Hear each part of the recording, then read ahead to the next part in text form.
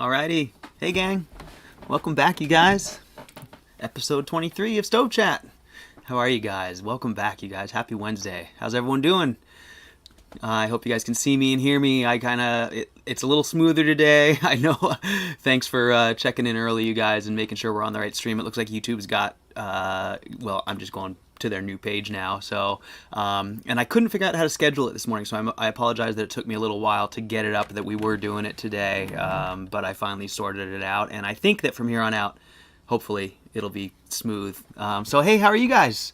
Good to see all you guys here. Welcome, everybody. Nice to see all your guys' familiar faces, names, as it were. Hope you guys are having a great day. I'm having a good one. It's warm here, not too hot, but we're definitely summery. We've been having some east winds these last couple days, so it's been a little smoky, but not too bad. And I just went out this morning and ran my brush hog all morning, so I filled my I got one eye full of nettles or thistles or something, so you'll have to pardon me. I'm just gonna be picking at it all day. It's been bothering me. But anyways, hope you guys are doing great. I'm having a great fall day here, kind of wrapping up some tidying up chores around the property before we get into the cold season. So hope you guys are doing good. Really good to see all you guys. Augustus, hi. David, Mark, always learning. Doug, Tall Shadow. Right on, you guys. Thanks so much for being here. So we got a great lineup today. I'm actually looking forward to today's show. We've got a bunch of really great email questions from you guys. Thank you so much, as always, you guys. You guys are so great, keeping me fed with the content here, and it's really cool to see some of your builds coming together. Tall Shadow, really stoked to talk about yours. That'll be fun. We'll definitely do that today. And let's see what else. I've got a whole bunch of other emails that weren't really Stove Chat related, but did bring up some great points that we can talk about. And then if we have time, we'll get into some other photos of some other builds. And if not, we can save those for the next time. So that's what I've got on the agenda today. And I'm not sure if anyone here has anything that they want to start with, anything that they were dying to ask. If so, once we get going, we usually get off and running. So I think it seems like the format is we should start with the open forum. It's always going to be open. I won't close it off, but we should start with some of your questions if you have any. So I'll leave you guys a minute or two to ask some questions, and if not, then I'll roll into something else. So let's see. Always Learning says, out grabbing brush to create a fire break around the house, thinking about building a large rocket stove debris incinerator, clean burn without smoke. Yeah, I don't know if you were around Always Learning when we talked about an idea that I had years ago, and it came from doing exactly that. So I would often have really big brush piles around my property, and I learned that if you build those brush piles around a piece of scrap flue pipe, like ideally big, 8-inch, depends on how big your pile is. But if you put a piece of scrap flue pipe, on the ground, somehow you have to get enough stuff there. Mine was always branches, so I could stack up the branches around it, and the branches would hold the pipe up. But you can basically get a debris pile that once it starts getting hot, you light the fire next to that pipe, and it starts to heat that pipe up, and then that pipe starts to get draft going, and as it's getting draft going, it's starting to draw air into the bottom of the fire. And so you can make these wicked debris burners, just sort of by the nature of how you build the fire around a flue that will be heated by the flames. So I've done that many times on my property when burning, small slash whatever. But I often dreamed about it, and I talked about it here one time. Perhaps you missed it, but we talked about a product that I envisioned a long time ago, which would be like a big, thick, probably RA330 or some high temp steel, almost like a culvert, right? Like a 12-inch or a 16-inch or a 20. I don't know what it would take, but big. And then a welded kind of stable base on the bottom that was, I don't know if it would need to be 4 legs or if you would need to actually build like a grate around the bottom. But at any rate, something that would allow air in and keep debris out. And then, have the thing be have hooks on it so an excavator could pick it real easy.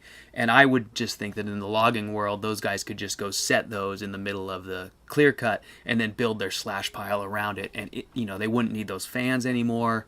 I don't know if you guys have those where you live, but here I drive by these huge slash piles, and they sometimes have these big gas powered fans on them.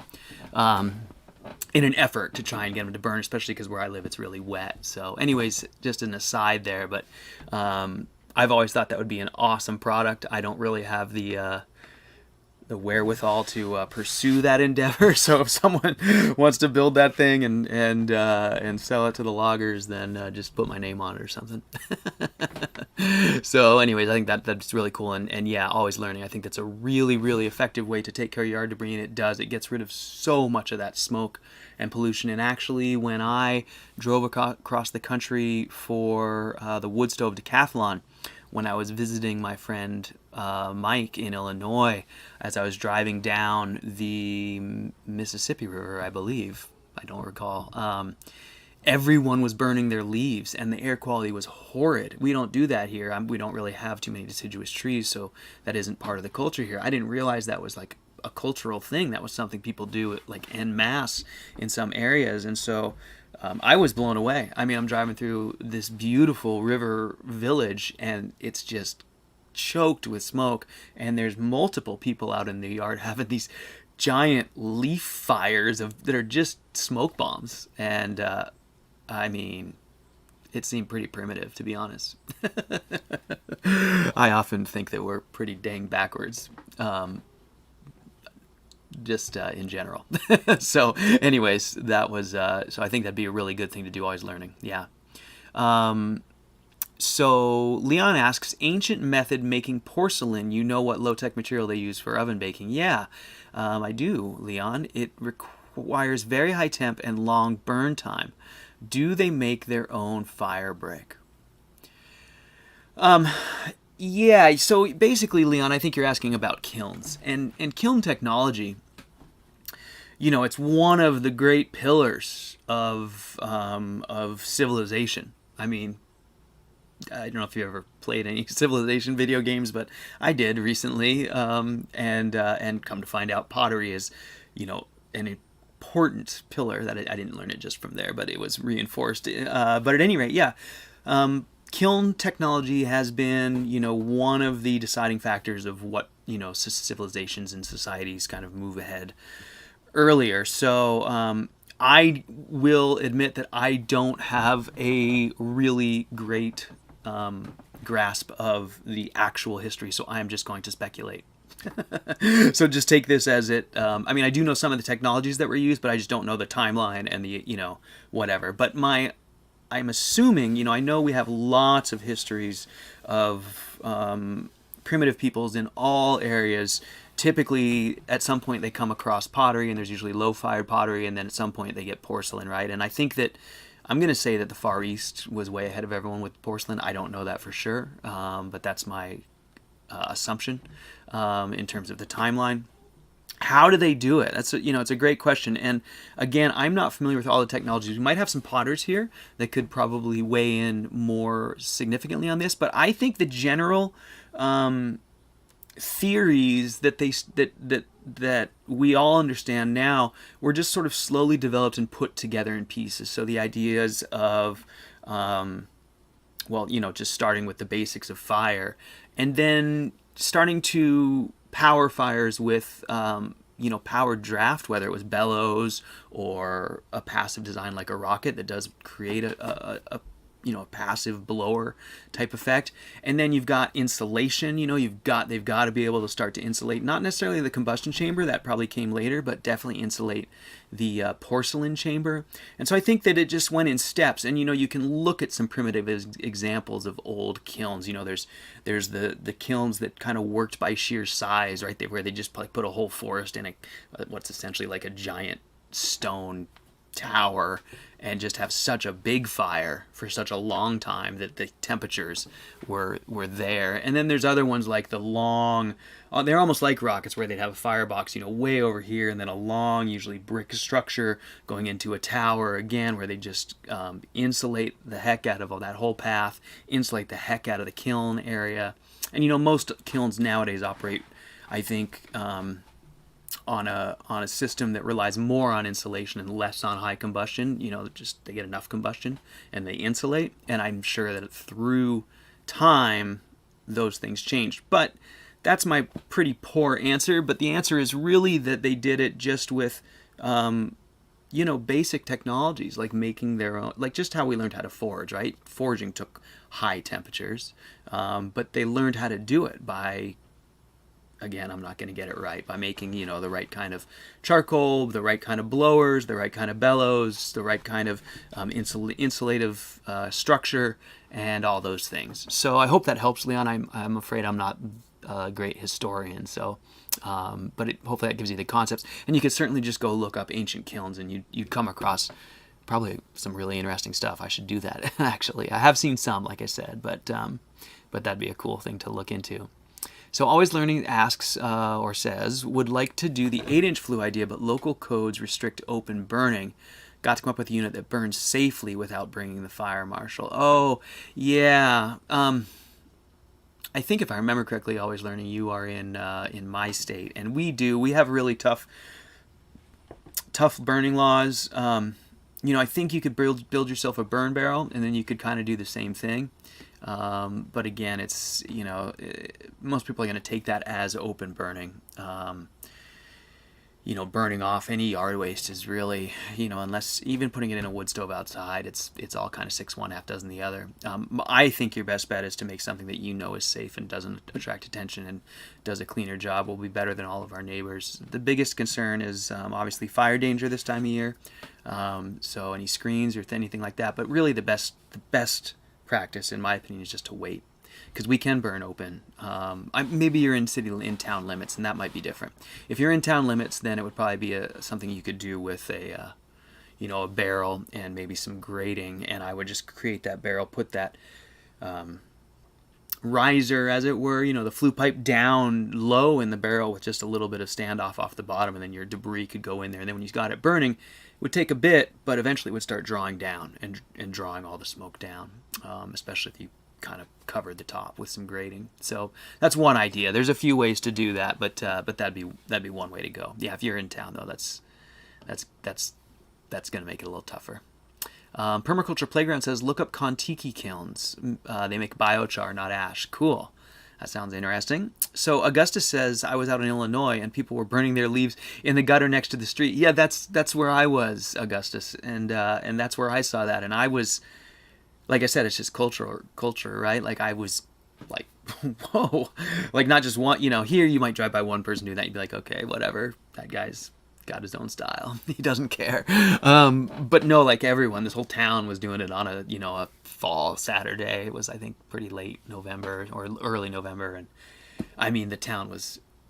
It was a smoke show. Like you couldn't see. It was unbelievable. Yeah, I'm with you, Jake. Compost those leaves. So that's, it is what it is. But I do think we could probably come up with better ways to do that. But I think Jake's probably got the best idea. Just why burn them at all? Why not just compost them? I will say they were massive leaf piles. I mean, they were enormous. I'm not sure what they could do. I could shred them or something. Yeah. Anyways, what else, you guys? You got some more questions for me? I can move on to some other topics. But if anyone has anything specific they'd like to ask, hey Pete, nice to see you, man. Glad you're here. Welcome back. So one of the questions that I can just kind of dive right into and wait and see if you guys come up with some more is, I get this question a lot, is can I make your stove even smaller? And it's a great question. And, I hate to give like concrete yes, no, flat answers, because I am an experimenter, and I do think everyone, if they're so inclined, should feel free and should be inspired to tinker and see what works for them and meets their goals and what they would accept. But I'm going to say that I have the tiny stove. I called it tiny. It's not actually tiny like relative to a wood stove, but it's tiny for a masonry stove.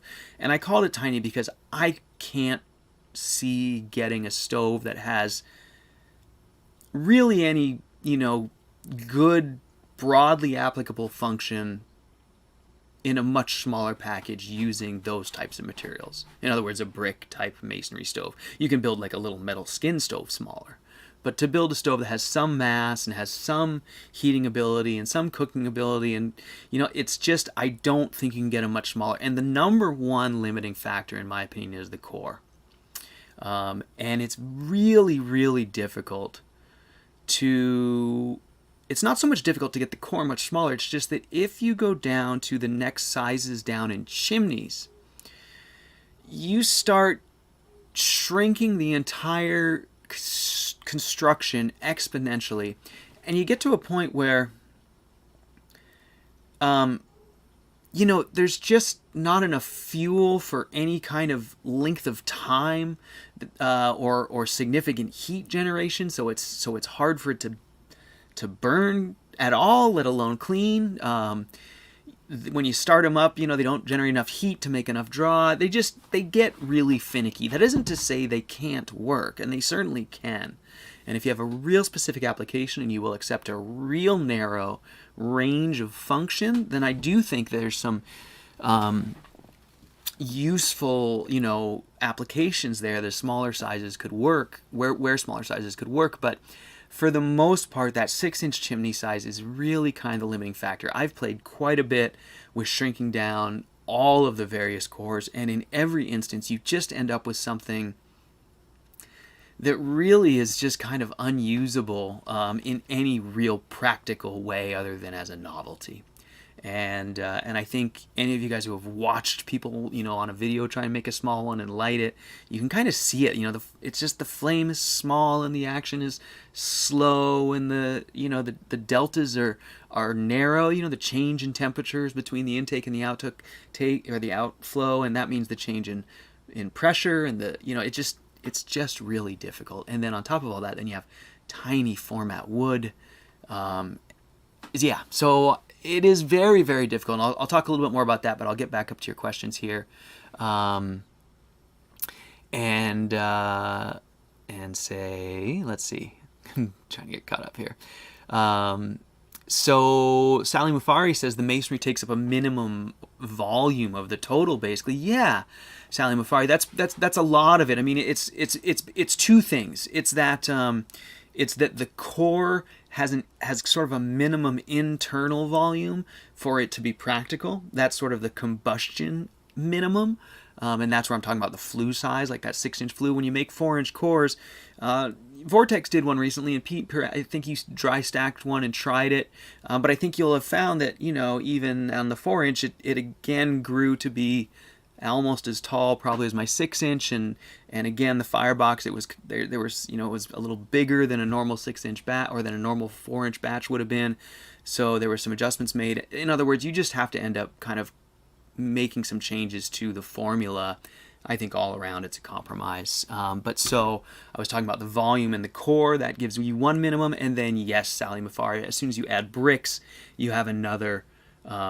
There's minimum volume there too. Like if you just took all the bricks and squish them as small as you can, you're gonna still end up with a significant amount of volume there. So between those two things, it's hard to make a masonry cook stove, and I think a rocket stove kind of needs to be masonry or heating hydronic. It needs to be heating some mass, as we've talked about that before, because they just burn so quick. They're not much good without some kind of thermal store. So that's my take on making them smaller. It just gets really difficult. And so in terms of shrinking my tiny stove, it's going to be really tough to get it much smaller and have it have any sort of usable function. You could build it in a metal skin. You could get rid of that brick, and you could shrink it by about, what would that be? That'd give you about maybe 8 inches in any one dimension smaller. But that is about it, in my opinion, for really functional rocket mass heaters.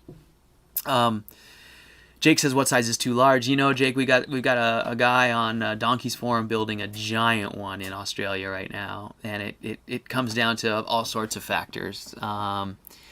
It really just depends on how ambitious you are. To be honest with you, though, Jake, again, it's kind of a question of what's realistic and what's practical. Some people are dreamers, and what's practical for them is outside the scope of what most of us is practical. What's practical for most of us. But I would say that for most people, like an 8-inch is really the limit of what's practical. And by 8-inch, I mean the chimney size, which dictates your front end size. And as soon as you get into 10-inch, they're exponentially getting bigger. And so a 10-inch, I mean, I'm just off the top of my head, I think it's going to take 130 pounds of fuel, let's say. I think an 8-inch is like 60 pounds of fuel, so at least double it. 130 pounds of fuel for one load. It's an enormous construction, and it's possible. But again, you get up to that big, and then you're coming from people who are trying to heat really large spaces, and I just don't think masonry heaters are very good choices for large spaces. I think small masonry heaters in various locations around large spaces make sense, but a single central located masonry heater just will never radiate heat into a large space the way distributed heating, let's say, will do it. So anyways, going back to your chat, Tall Shadow says, last week I mentioned you need to be 6 feet away from a breaker box for a masonry heater, but found out that is actually 3 feet. Sorry if that caused confusion. No problem, Tall Shadow. That's Canada code, so it's not real anyways. Just teasing you there, buddy. Hopefully anyone in Canada paying attention. Electrical boxes, codes, 3 feet for masonry heaters, and that sounded like it probably was just a general code call out, Tall Shadow, and it seems like that is indeed what that is, but 3 feet makes a lot more sense than 6 feet. So, and Sally Mafari says, got to remember your volume measurements go up by squares. Exactly, Sally Mafari. So that's just it. You get to the next chimney size, and you've got an enormous amount of volume. And so the structure of a stove built around that type of system just becomes huge. So there you go. So Always Learning says, local codes say no burn barrels, needs to be recreational or for cooking. Well, there we go, my friend. I have got the answer for you. My large incinerator will have a built-in grill for cooking 100 burgers or 50 steaks. I mean, I'm not being facetious here. In those old videos of mine back when I was so enthusiastic about, building every thought I had, my MO was to build them into cookers. And I would often use those to burn the prunings from my yard and yard trimmings and things like that. But ostensibly they were outdoor cooking and seating entertainment spaces. So I certainly think, Always Learning, that, and you brought up, I mean, that's a really excellent point. It's not cheating, you're not violating the spirit of the law. And I think that really, the goal is for all of us to have cleaner air for our neighbors, and, respect everyone's right to have clean air. And so I think that's a beautiful solution, is to build yourself, a rocket-powered cooking, seating area that has enough capacity to take care of some of or most of your yard waste and needs. Very, very possible. So Tall Shadow's enjoying my not real comment. So while we got Tall Shadow on the spot here with his crazy Canadian build stuff, let's take a look at his crazy Canadian style, shall we? I hope you don't mind, Tall Shadow. I'm just teasing. I wish I was Canadian right now. All right, enough about that. So here we go. Let's flip over to the no, not that one, this one. Look at that, you guys. How is that? So this is Tall Shadow's dry stacked, which Tall Shadow, A++++. Kudos, my friend. Kudos, I should say. This is what I would strongly encourage all of you to do, for peace of mind, for planning your build, and not only that, but it's just a heck of a lot of fun. So you won't always be able to do it without making some cuts. You can see Tall Shadow's got some pieces sticking out here and there, but you can usually give yourself a really good approximation of what your build is going to look like and how it's going to go if you dry stack it first, or at least, you know, get yourself up a ways. It makes a huge difference. So kudos, tall shout out to you there on getting this thing dry stacked. So I'm going to catch up with the chat here. Augustus says, when you were experimenting with the Permies, folks, did you guys have people donating materials, or were you all funding your own research? I saw some big pieces of high temp glass in the videos. No, Augustus, Paul purchased all of those materials. So that was all at his property, on his, you know, at his behest, and essentially on his dime. Of course, you know, it generated the content for his succeeding, you know, for his Kickstarters and a lot of others content. I think it's a great deal. No complaints on my end either way. I really appreciate those opportunities, and I really appreciate Paul for all that he's done for all of us, and I had awesome times at those events, for sure. So thanks to him for that. So so Sally Mufari, not alone there. Yeah, I'm sure it's going around these days, my friend. Yeah, I could use that underground tunnel right now, my friend. That's perfect. Under the Strait might be a little sketchy, but I'm just about game to try at this point. So, and Tall Shadow says, dry stacking is so much fun and really shows how it's going to feel even if it's not perfect. So really want to stress this to you guys. A lot of people get really nervous. We talked about it last week, those pre-build doubts. This is what I'm saying. You know, if Tall Shadow, for instance, had dry stacked this outside, he could light it on fire. You know, he could see how it works, right? So it wouldn't be perfect, but it would just give him a good idea. So always, you guys, if you're at all concerned, if you have any questions, if you're not sure where you're headed, do this. It's like Legos for adults. It's really fun. So let me get to your questions, Tall Shadow. I need to open up my email here.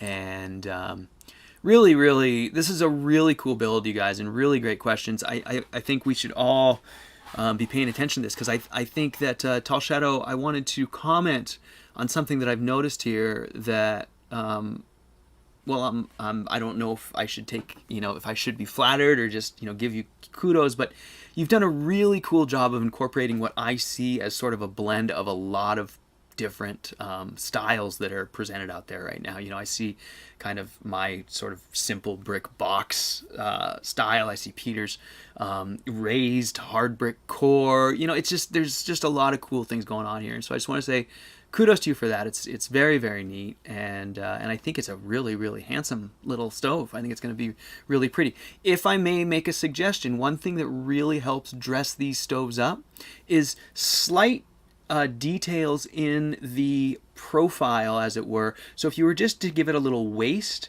or a little butt out at certain various points, like I like to put a little toe kick on the very first layer of real bricks, so they protrude about 1 inch or 1.5 inches from the rest of the body. Gives you a nice little toe kick, and it makes the stove look like it's floating on a little platform.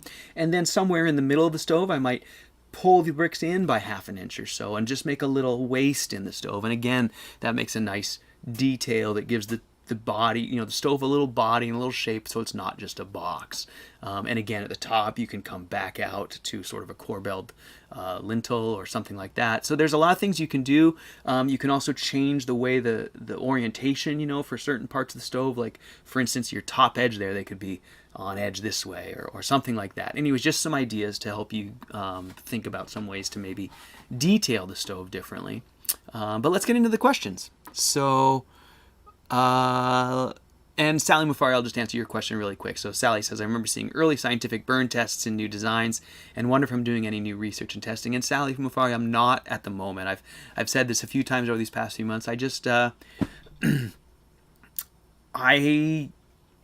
need applications to keep researching and testing, and I have achieved, you know, my goals with my applications. You know, I've wanted to build this rocket stove core that had low build height, so it could go on cook stoves. I wanted to build cook stoves around that. I wanted to build cook stove, you know, rocket stoves that didn't have barrels and were bricks, you know, and were easy to build for other people. I wanted to make designs that were easy to share with other people, that other people could build. I wanted to, you know, bring up the level of efficiency and cleanliness overall in the overall DIY world. My boiler, you know, I have had all these applications that I've kind of targeted, and perfecting the secondary air. I feel like I've gone all through those, and to be honest, I'm not. I don't. I don't have any thing I'm trying to make better at this point. I feel like I've really made all the improvements, and I've continued to refine my concepts, and I will continue to do that. It's not to say that I'm done, but I don't have any and now I'm trying a whole new core design because I think my core is it. I've done it. I've really achieved what I set out to achieve with the core, and from here on out, it's mostly just how can we use it, right? So that's where I'm at. Like Peter keeps chasing, as we talk about all the time, he keeps chasing that highest last level of efficiency, and I think that in that course of that, he's going to find other things that we can adopt to a more normal burn cycle. But that's really esoteric, and that really, for the most part, has never been, my path or my goal. So currently I'm not, and that doesn't mean I won't, but it just means that for the most part, right now, I'm kind of settled into. To be honest with you, what I'm really focused on is figuring out how to get more of these things into your guys' hands, because that's been, I've seen it, I believe in it, and that's been a few years now, but they're only just starting to be built out there. And that's kind of why I'm doing this stove chat and focusing so much attention on all this, because I think that once people out in the world start to live with these, I think we will see a paradigm shift in what people, what people think and what people accept as good wood burners. So, anyways, that was a long sidetrack. Let me get back to Tall Shadow here, and let me catch up with the chat. Toe kick idea, yes, you're welcome for that. The door is made of 2x4. I love it. Profiles of the corners is also really cool. Sally Mafari, that's something I might do on my next stove. And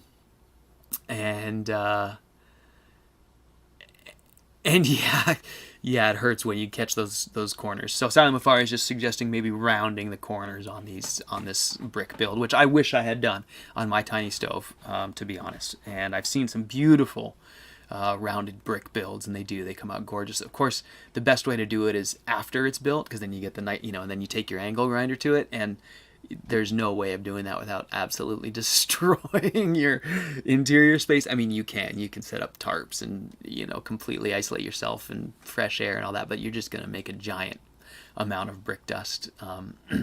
So it's a bit of a compromise. You can round them outside as well and then just line them up. It won't have that nice smooth, all rounded at once look. Anyways, let's get on to Tall Shadow's questions, because we are burning through the time here. So we've only looked at the one photo right now, but if we look down into this stove, what you'll see here is you'll see that he's got the bell as just sort of a brick box, and within that bell he has, it's a mock-up, but the bulk of a fire brick split core here. Now, one of the questions he asks is about the core and what he should do to complete this. And Tall Shadow, I'm going to tell you something that you might not want to hear right now. But I build my cores out of insulated materials, right? Like either insulated fire bricks or ceramic fiberboard. Those are my choices. And then if people want them to be more durable to abrasion, I think it's acceptable to line those with fire brick splits. Okay, so that's, I think, a good way to build. Now, what you've got here is just fire brick splits, and that's creating the whole core. And the number one reason why I'm concerned with this is because there's simply no structure to it to hold it together from the outside. So if you take this core and create something around it that essentially renders those fire brick splits as a core liner, then that would work great. Like, let's just say, I know this isn't going to work, but let's say you built another surround around this and you filled it in between with like perlite and clay. That'd be one way you could do that. You'd have an outside core of perlite and clay, a liner of fire brick splits. You'd have an insulated, durable kind of outer that would hold those bricks in place and they wouldn't be able to be pushed outside. But as it is like this, you're loading wood in there, you're cleaning it out with your shovel, it's heating and cooling, I think this thing's just going to fall apart. You could try and strap it together, but it doesn't have a lot of mating surface with those fire brick splits being as narrow as they are. So another thing you could do here is you could wrap the whole thing in ceramic fiber board and strap it tightly. That would probably be acceptable. But again, I'd really prefer to see something even solid outside that ceramic fiber board. So in one of your questions you asked me, do I need to insulate outside of this? And the answer is absolutely yes. The core will, regardless of what I just said, regardless of the structure of it, the core must be insulated even if it's a high density brick core. So if it was Peter's core that you're building here and you're built to build this with thicker high mass bricks, you would still want to insulate around the outside because that is ultimately what allows it to reach the higher inside temperatures. The mass doesn't stop that from happening, it just makes it take longer. So, two things with this core that we need to address. One is the stability because it's such a thin, unsupported core from the outside, and two is the lack of insulation. Those can be accomplished with the same step, like I said, ceramic fiberboard around the outside, kind of lashed firmly around it, or ideally captured in a container. Ideally what I'd like to see would be like the hard red brick forming a container around your inner core, and then the inner core could be your your split fire brick and ceramic fiberboard, or even ceramic wool, as long as it was kind of pushed up tight. As long as there's no room for those split bricks to get bonked out is the biggest concern, because it's just going to fall apart. So let's see. That's the beginning of my recommendation for you there. So does that all make sense to you, or are you following me, Tasha? I see you say insulation around the core. Gotcha, what you figured. But are you getting me about kind of keeping that thing? You just got to isolate it from motion. And the split fire bricks really aren't. You shouldn't think of them as the structure. I guess really that's what I need to boil that down to, is those shouldn't be the structure. Think of it as a CFB build with a fire brick liner. Doug, thank you. Said perfectly. Yeah, that's it. So as long as you do that, and like I said, it could actually even be just the red bricks. You could do if you have enough of those red bricks, you could just do an inner casing of those. I actually think that's usually the best way to go. I wanted to do that in all of my designs, but it does increase your brick needs by quite a lot. But it gives you additional mass inside, which is a great place for it, and it really gives you that forever build, right? You're never going to bang it apart by banging firewood in there. So that's one take there. So part two, I'm skipping around in your questions, Tall Shadow, because I'm not looking at your email. I'm looking at your photo. So remind me if I get them wrong. But another question that he asks was, how should he position this firebox within this bell? He was asking, is it going to make a difference if it's centered or off to one side, or should I turn it 90 degrees so there's more room to the sides on both sides? And I'll put it to you this way, Tall Shadow. Yeah, Sally Mufari says, wouldn't rock wool between the red brick and fire brick press in on the fire brick and destabilize it? Yes, Sally Mufari, that's what I was saying. You wouldn't. It was like a maybe you could do that if you didn't have any other options, but it's not a good choice. It would be the kind of thing where you would. You're right. It's not good. It would not be very stable.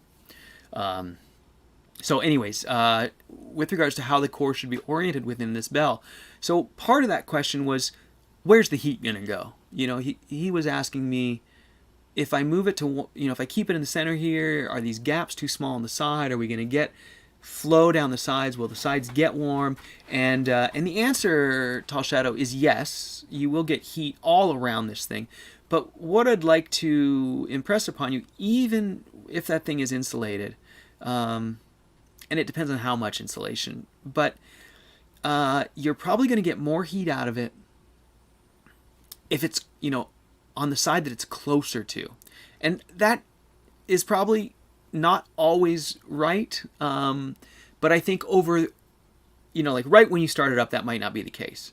But as you get a warm stove and as you start to use it regularly, that's going to, the side where the firebox is will prioritize to be the hottest side. So, and that's because of the coupling of the masonry and the mass, and not much to do with the transfer inside the barrel, inside the box there. So, I think you could move that thing wherever you want. to be honest with you. And I think you could shift the way that heater heats depending on where it is. So in other words, if you want all the heat to come out the front of that stove, I think you've got it in the right place. You know, if you want it to come out the front and the side closest to us, you know, you might move that thing over towards us. Or like you said, maybe turn the firebox 90 degrees and put it, you know, in that corner, same corner, our lower left corner as we look at it now. But overall, I would say probably don't agonize about it too much. It's probably going to be just fine no matter where you put it. And I imagine it's going to heat fairly evenly. And now that I've told you you have to add, you know, 6 inches to the girth of your core down below or more, you're probably going to end up with not very big passageways on either side. Anyways, I'm going to encourage you to not worry about it. This thing is going to be a mass heater. So those will get warm eventually. If they're really narrow and it just looks small and like it's not useful, fill them in with mortar as you go, or little scraps of stuff, and make that a solid part of your mass. So there's a few ways you can tackle that, but that's my suggestion there. And then one last question that Tall Shadow asks was with regards to the bricks and the construction and the you know, what they're made of and where he should use them. So you can see he's got 2 layers of different brick here, and I think he says that the lower ones are concrete and the upper ones are clay. And this is an answer, Tall Shadow, excuse me, that I guess it's going to be sort of just my normal style. I don't know. Here's what I would say is that oh, I'm really kind of missing my screen there. There we go. That's better.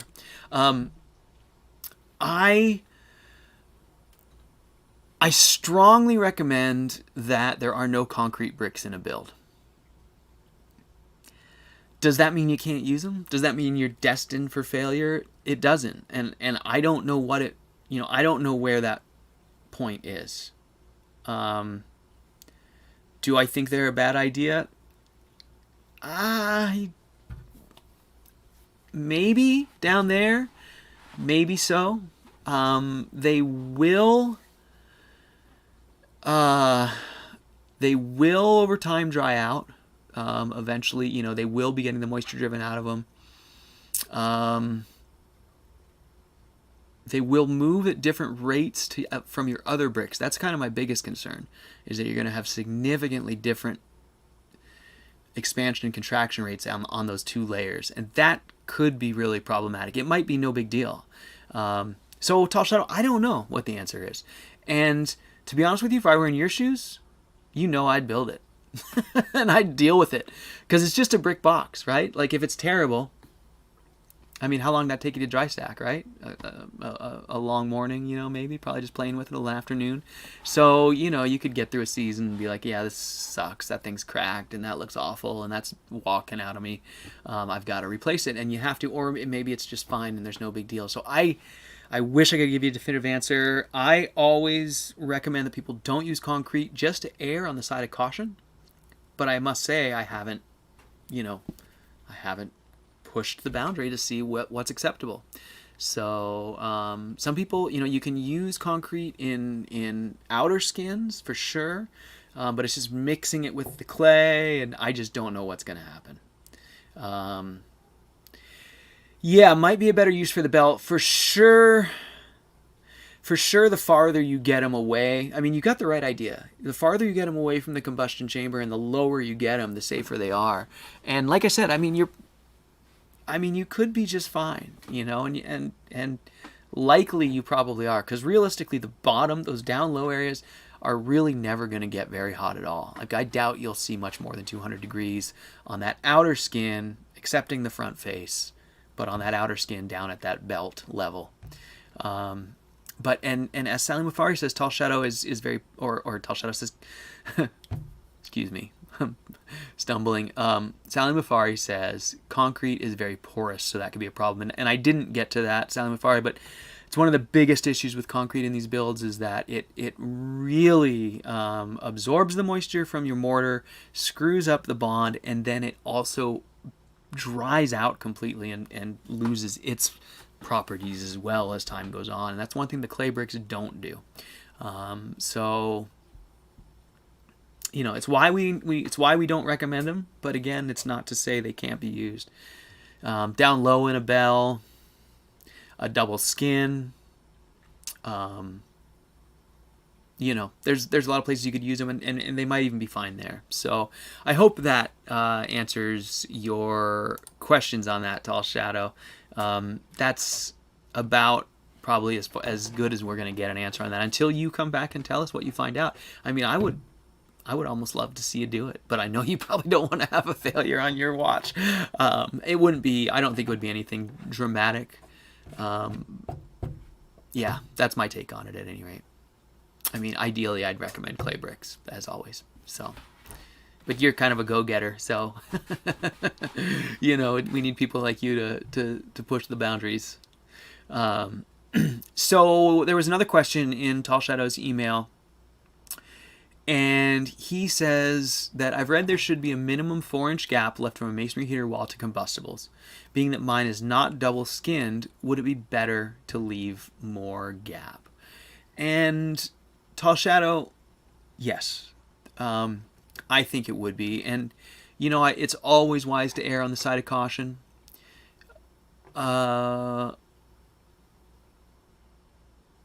I'm sorry, I just got caught on the chat there. I'll catch back up with that. So, talking about clearance to combustibles and the 4-inch rule. Yeah, Tall Shadow, if you have a single skin bell, up high on that bell is going to be significantly hotter than most masonry heaters. And so it's a good idea to hedge your bets and place it as far away as you're comfortable with, as far away as you can do to fit your space.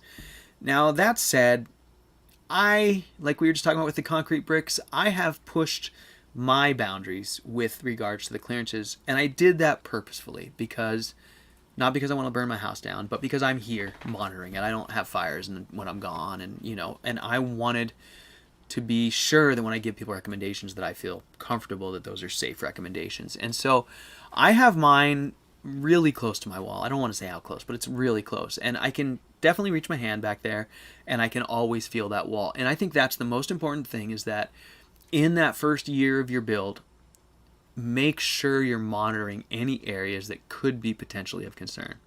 After you get through that first year, you'll have a really good idea of where the range is and what's possible, and you'll have a really good idea of whether you need to even think about it. For some people, for some situations, it's just not even going to be a concern. It will never have gotten even close to warm. Other people, it's going to be like, yeah, when it's really cold out and I'm burning really hot, that's getting kind of warm. I should just pay attention to it. And other people are going to feel like, I'm not comfortable with that. What can I do? And so I encourage people to build them with as much clearance as they can manage, monitor them with as much diligence as possible, and then you can tune or react if need be. And the best way to tune or react if need be is that if it's close and if you're concerned at all, a radiant heat shield is a real easy way to get cheap insurance that you won't cause a radiant conducted fire.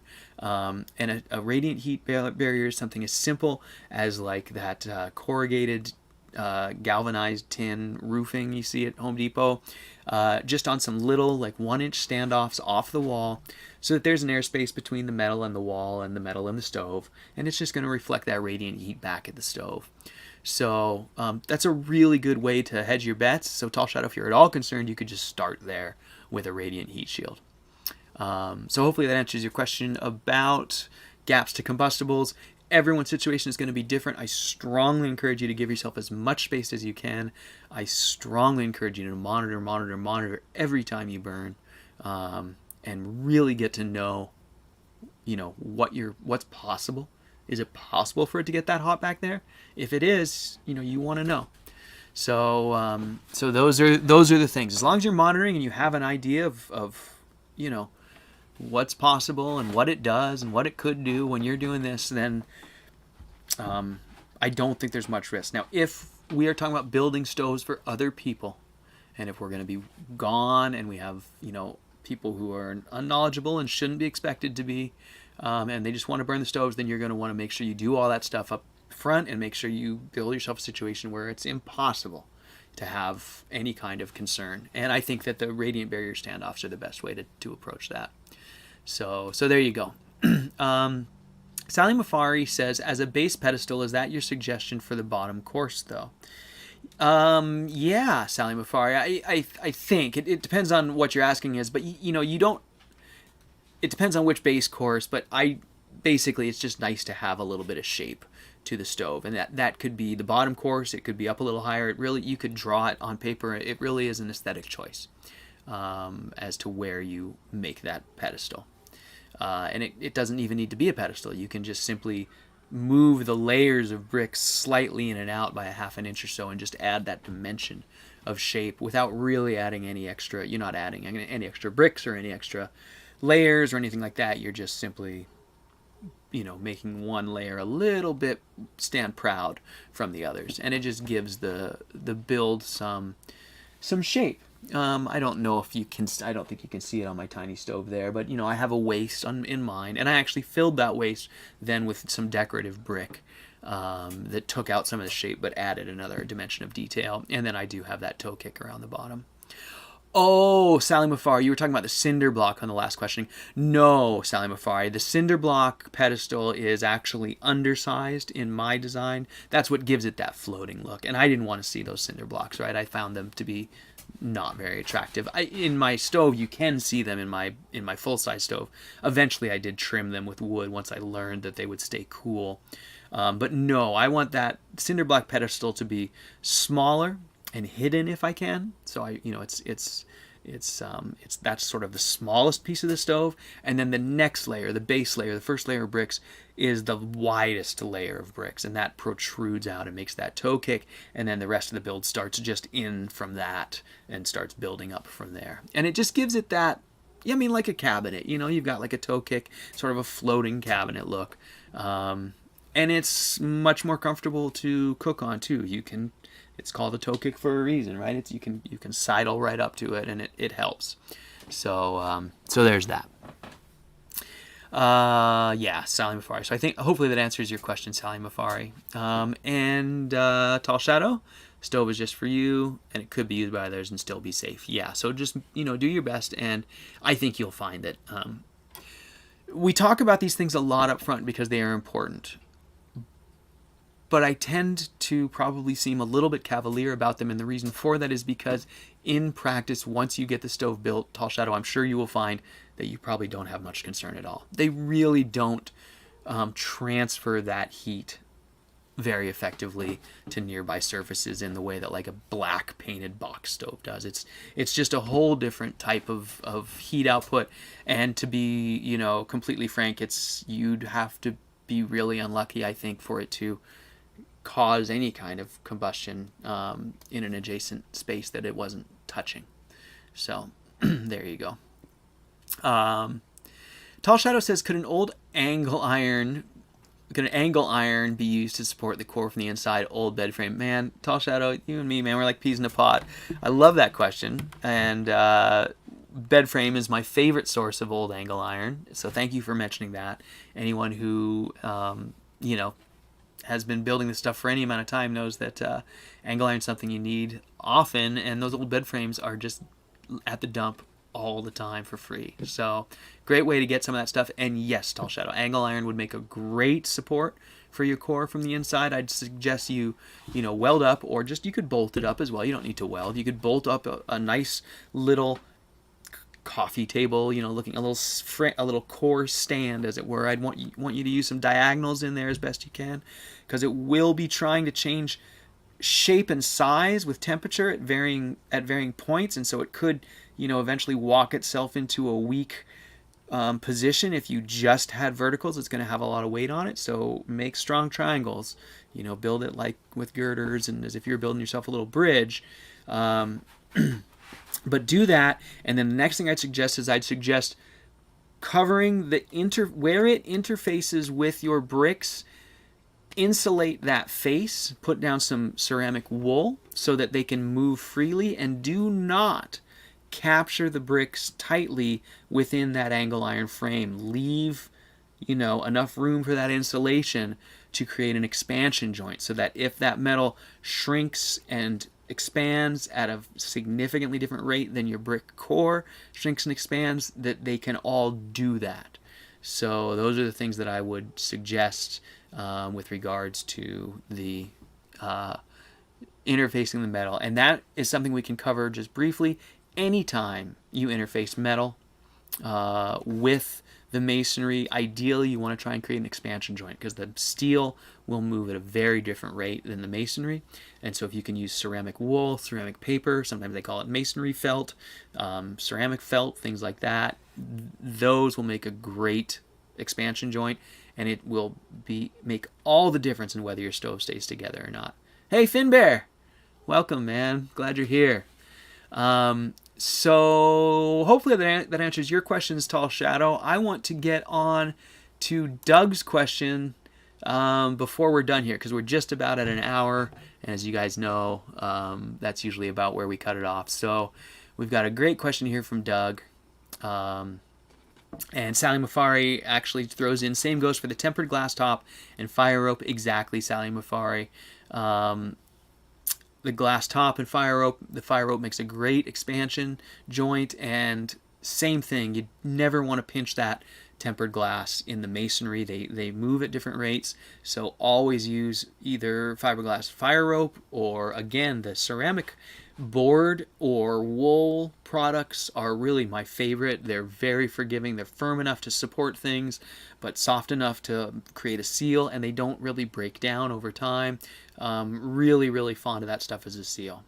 So, and now we got everyone talking about angle iron. So Dennis, welcome. Dennis says he loves the angle iron, has a pile of old angle iron to help me visualize a new idea. So old bed frames is what we're talking about, and what a great resource. I actually had one of my renters moving out, and I said, hey, wait, are you taking that bed frame to the dump? And so I keep stacking them up. But yeah, Finbear, sorry that we're on our way out right when you're getting in here, but I'm glad that we caught you as well. So let me go to Doug real quick. He emailed me a couple questions, and I want to make sure I get to them. So Doug asks, did I dream this, or did you start to discuss core risers then never get back to it?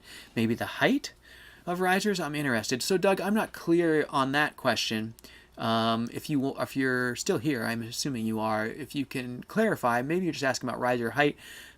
I'll just give you a brief overview in that risers are, an important parameter of the design as designed, and truly they're one of the parameters that should be stuck to with the strictest of adherence, in my opinion. So if you're looking at Peter's core design and he says the riser needs to be this tall, I would strongly suggest you build the riser that tall, unless you're building one of my designs, because I have taken the time to test my ceramic fiberboard designs, and as I've talked about many times on this chat, the time, temperature, turbulence equation, the ratios change when we change the level of insulation. So the design is slightly different. Those are specific to the materials. So in terms of riser length, I really encourage you to stick to the as design parameters.